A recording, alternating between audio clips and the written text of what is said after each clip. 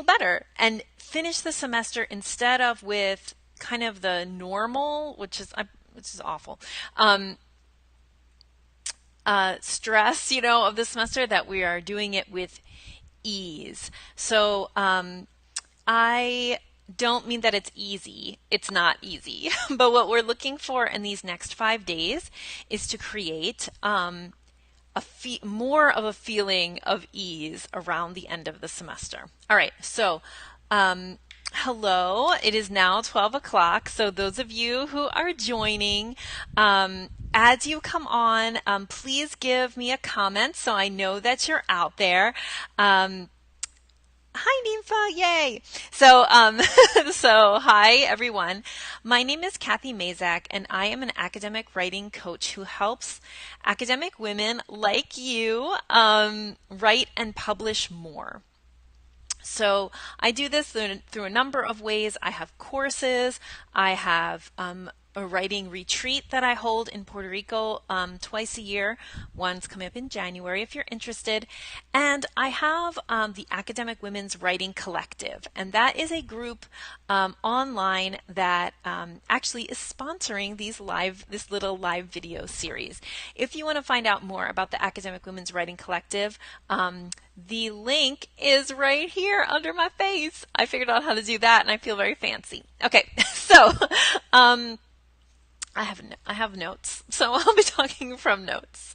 So let me know where you're joining from, and especially, how are you feeling at about this time of the semester? So go ahead and comment if you're with me. Go ahead and comment how you're feeling around this time of the semester.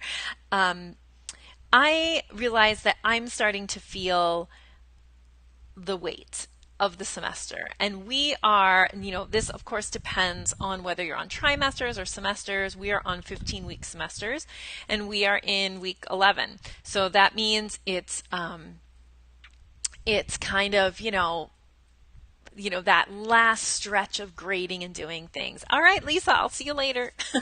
So, so let's see. So right now, I'm just thinking about the time change. Hi, Lynette. Too many other deadlines that are immediate. Yes, Lynette. Exactly. Like there's so many deadlines that are really, really like immediate for us that that they kind of seem to get in the way of writing and also of just our feeling with it, right? And together. So that's really important. Let's see. Okay, sorry that I'm reading from a list. So you can keep commenting how you're feeling as you join. So let me introduce you to kind of this topic that we're going to be talking about for the next 5 days. So I talk a lot in the Academic Women's Writing Collective and on my blog, which is kathymazek.com, about writing mindset. So really, so much of writing and publishing more is how you feel about your writing. And a lot of the things that I ask people to do and that I coach people to do are to make them feel better about their writing. So let's see. So today we're going to be talking about a really important topic, and that topic is expectations. Okay, so we're going to talk about setting expectations. And today I'm going to tell you to lower the bar. Okay, so I'll get into a little bit more of what I really mean by that and how to do it. But I just wanted to remind you again that, before we get started, that this video and the video series is brought to you by the Academic Women's Writing Collective, which is an online community that we created together as continuous support for writing and publishing more. We do co-writing sessions online. In fact, we just got off of one of them, and support each other in a non-Facebook online group that we've been developing. And then the other kind of important aspect of the Writing Collective is a monthly workshop that is part workshop and part group coaching session where you get to ask questions and pick my brain about stuff. So Now let's get started. All right, lowering the bar and your expectations of yourself. So I want to tell you a couple of things. You probably are operating with the idea that everything you do has to be like tippity top quality all the time. And so what I wanted to tell you is that you are doing quality work because it's you. And some of the things that you're doing, you could actually lower the bar a bit.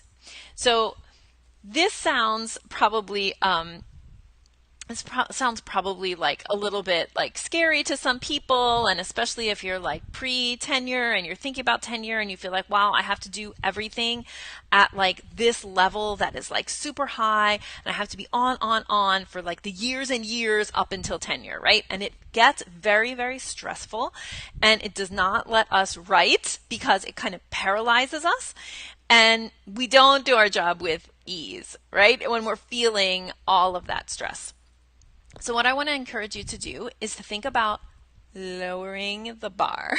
So there's a author whose book I read last month, actually listened to on Audible, and the book is called Finish. It was fantastic. The first thing that he said, I mean, it's a book about, how to finish kind of any kind of goal, right? So the one of the main things he said about finishing goal or doing goals or meeting your goals is that you need to just start out by halving your goals. So I want you to think about like where you are at this point of the semester, and I want you to think about where maybe in late August or the beginning of September you expected yourself to be, and you need to kind of half your expectations. So Yana says like, yeah, you need to listen to the Finish book. Yes, you have to read this book. It is like my #1 top pick for the year. And I'm sorry that I don't have written down the author right here, and I don't have the physical book with me because I listened to it on Audible, but it was totally worth it. It's really just about like how to set goals and meet them. It's just really fantastic for anybody who has any kind of goal, whether it's a fitness goal or whatever. But of course, while I was reading it, I was thinking about writing goals the whole time. It's really influenced a lot of what I'm teaching and what I'm doing. Hi, Kelsey. It is a book that's called Finish, and I will look it up. Hold on. I will tell you the name of the author. He wrote another book called, let's see, it's Jon Acuff. So if you just Google on Amazon, Finish book, it's Jon, Jon Acuff. Okay. So, yes. Oh, yay, Kelsey. Hi, thanks. All right. So, I don't want to be over there. I want to be over here. Yay, there we go. Okay, so so yes, read that book. Do yourself a big favor in the new year and read it before you get there. Okay, so lowering the bar. What he talks about in that book is halving your goals. And the reason for this is momentum. So you want to make sure that you're actually hitting goals, because if you keep setting goals that you don't hit, then you're just going to feel awful all the time, and you're actually like less likely to hit your goals. Kelsey, thanks for dropping the link. Good job. So you want to lower that bar a little bit and really create achievable goals for yourself. So again, applying it to like the particular moment that we're in at this time of the semester, it's like saying, I know you expected to be at a certain place, but it's time to just accept the fact that you're not going to be maybe at that place that you were, and that some things have to be at a different level of quality than maybe you would like them to be. I always tell people, like, it's you, so it's going to be high quality, even if you think you're doing like a not that great job. Or if you think like, oh, I would have done it to this other standard had I had more time. It's time to let go of those things, okay? The things that we want to do at the highest standard we can, we do want our writing to be high quality, right? That's going to help us to get better reviews and that kind of thing. But also, done is better than perfect. So you also want to like get your writing out into the world as like the the big goal over getting your perfect writing out in the world, because it's never going to be perfect. So again, lower the bar. I think a lot of us set a publication goal in terms of number of pubs, and maybe we also are setting that goal based on our university's tenure requirements. And I think that that can just make writing feel horribly stressful. So the big message of today is lower the bar, half your goals. Yes, cut your goals in half. So I want you to look back over what you expected to get done this semester, and I want you to just basically pat yourself on the back for getting half of those things done and make that your new goal and say, yes, I did it. So a couple of other things, for this moment of the semester. In this moment of the semester, the semester ebbs and flows. So the things that are important and the things that are going to grab the most of your time at the beginning of the semester are not the same things as at the end of the semester. And this is true whether you're teaching or whether you're researching and you have grant projects due or grant reports and things like that due. So you want to think about what needs to kind of get amplified in your attention at different times of the semester. So towards the beginning of the semester, we feel like we have time, although we're making time, and taking time, I think, is a good mindset shift to make. At the beginning of the semester, we feel like we might have more time to write because if we're teaching, like the demands of teaching haven't ramped up yet, potentially. So like at this point in the semester, you might have a backlog of grading, for example, and that is going to cause you to feel like, okay, I don't have time to write. Well, that's kind of true because you have it's like a Pressy presentation is how I always describe it, right? Or something where you roll over with your mouse and the thing gets bigger. So I want you to just kind of accept as a natural state of affairs that at different times of the semester, different parts of your career or different aspects of your academic career are going to feel bigger. Okay, so I think at this point, which is like November, December, again, for people on a semester schedule, at this point, it's okay that teaching is maybe taking over a little bit. The important thing about this is that you're always setting expectations that you can kind of reasonably meet. Because if you continually don't meet your own expectations, you will become overwhelmed and kind of paralyzed. So Yaya says, saying that we do want to get tenure, like we absolutely want to get tenure, and we do have to meet milestones in order to do that. But understand that just because you have 1 week where you kind of put your writing aside because grading or some other, like maybe a big grant report or some other thing takes over, what you need to do is don't let that just derail you for the rest of your semester, okay? Understand that sometimes some projects, some aspects of your career are going to take over, and then you're going to pull back in other areas. So again, lowering the bar.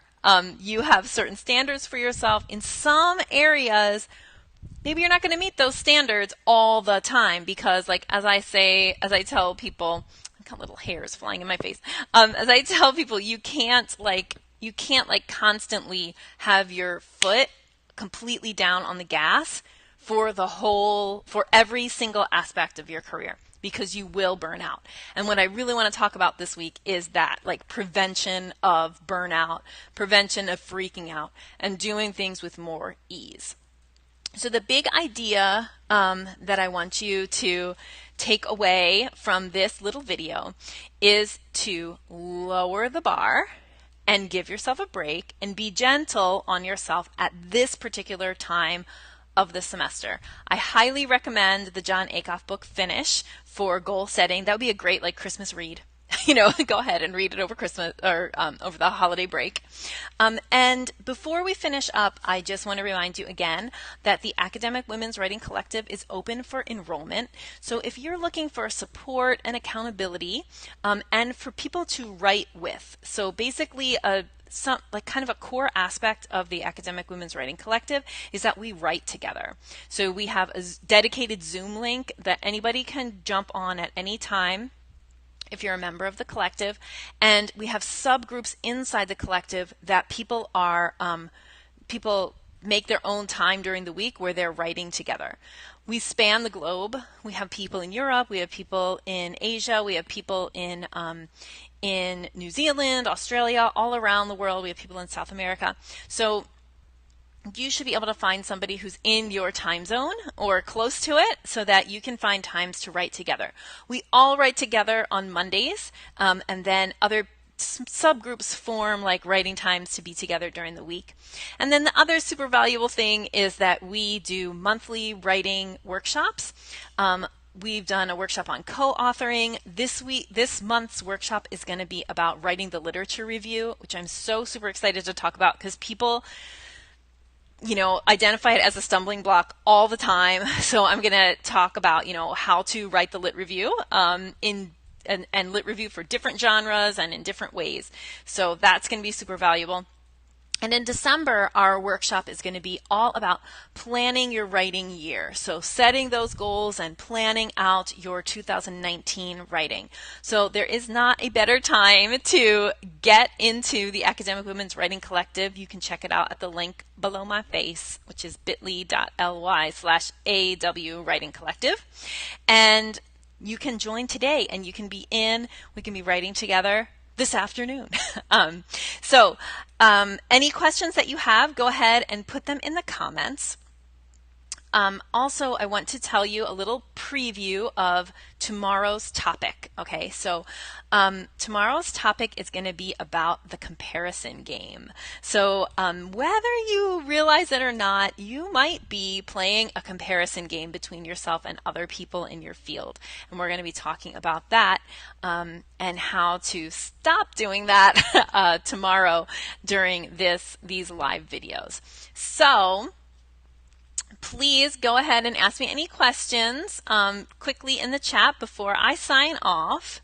And thank you all for joining. Thank you, Yana and Kelsey and Yael and Lisa and Ninfa. Thank you, Lynette, for commenting, and Rocio. It's always good to see you here.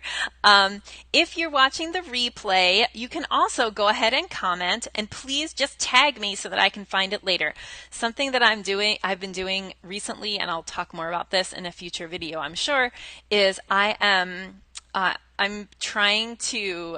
reading the book Deep Work, and I'm trying to make my writing sessions even more concentrated and more like deep work than they have been so far. And it is definitely a learning curve. But one of the things that I've done is I've taken Facebook off my phone. So I still have Messenger on my phone. You can messenger me. But I've actually taken Facebook off my phone. And so I only can get on Facebook by, through my browser. So yes, Kelsey, I'm loving it so far. It is so good. And when we, again, like after I finish it, I'm sure I'll be on here talking about deep work. But thank you for joining. And I hope that everybody has a fantastic day. Take a deep breath, lower the bar. Okay. Lynette says, thank you. It's good to be reminded that these are periods of too busy. Yes, they are. You were too busy. Lower the bar. Okay. If it's always too busy. I mean, I do think, Lynette, like it is always too busy. I think the nature of our jobs is that pulling and that busyness, but it's how we manage that that is the important thing. Olga, yay, look at all these people who are here. You love my hair? Thanks, I got my hair cut. I'm still figuring out how to style it, but I like it. Oh, good. Cal Newport has a new book coming out. I'll have to check that out. And Noah, thanks, Kathy. Where can we access the subgroups in the Writing Collective? Yeah, so Noah, inside the Writing Collective, there's basically when you go, the Writing Collective has two parts. It has the teachable site where all the static stuff is. That's where the library of previous calls and recordings and instructions and how to cancel and like all of those things is there. And then inside of Mighty Networks, there are lots of different places. So if you look at the Mighty Networks site through your browser, on the left-hand side, you're going to see something called writing circles. And there you can join a writing circle and you can create your own writing circles. So I think the social scientists have their own writing circle. I think the lit people have their own writing circle. There might be a qualitative research writing circle. You can create a writing circle about whatever the heck you want, really. So go ahead and check that out. And if you can't find it, just message me through Facebook Messenger or send me an email at Kathy@kathymazak.com. It's really kind of a cool feature of that Mighty Networks community to be able to just any member can create their own writing circle, which is really cool. Yay, Nympha, I'm so glad. It's hard coming back from maternity leave. You really have to ramp up. I feel like I could do a whole talk about that, about how to come back from maternity leave, because I definitely eased back in. Again, like there's institutional restraints, right, about what's expected of you and that kind of thing. But I do think like if you do kind of really strategic planning, you can take the first year back from maternity leave as like an ease back in year. It doesn't mean you're not doing anything. It means you're ramping up for more productive years later, because the truth is just that like your brain can't handle it. Like the year after giving birth, you're not sleeping, you're exhausted. And if you're breastfeeding, especially, like there's like definitely like a mental suck that literally of breastfeeding that kind of just like takes away your concentration in a lot of ways. Your body is still recovering and it takes a year. So yeah. So Nympha, I'll put it on my list of things like of like workshops to do, how to ease back in. So anyway, I hope you all are doing so well. Take a moment to think about the ways that you are going to lower the bar, and ask me questions and comment, and I will respond to you via Facebook, not on my phone, but through the browser. Have a wonderful day. Bye.